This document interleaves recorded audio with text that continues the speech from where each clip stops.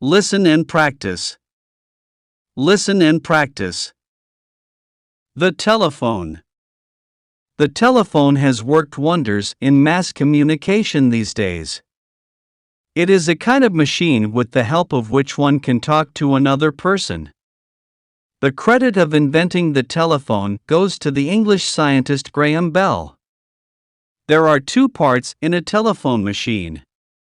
One is called the transmitters and the other is called the receiver.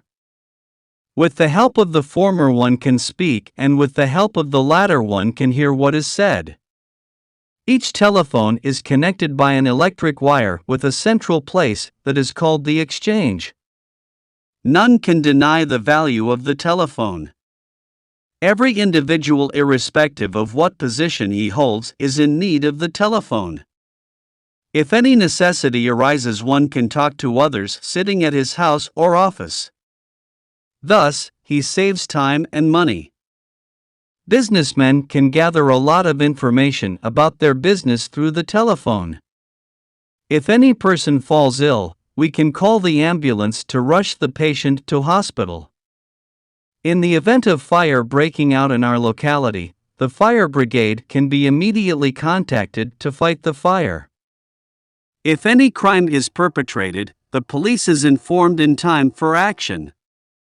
The telephone has its various other uses. But the telephone is not all good. It has made our life more mechanical. The art of letter writing is destroyed. Too much use of the telephone has made us restless. The telephone users should be careful about all these abuses. The television. The television is one of the marvels of modern science and technology. The credit of inventing it goes to the Scottish scientist J.E.L. Baird in 1926.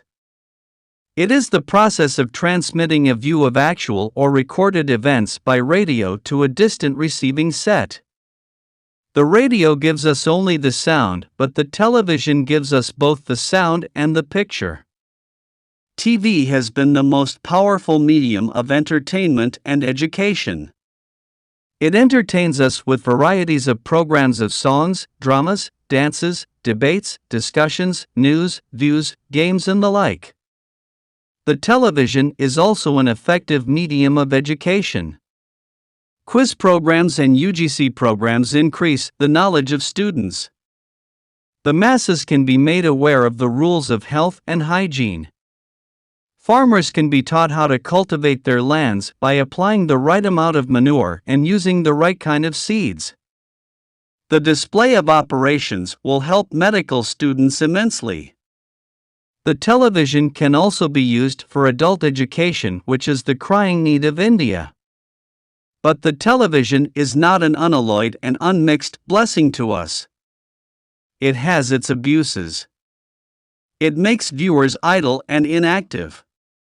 The display of the scenes of sex and violence lower the moral standards of young people. We should be hence quite careful in watching TV.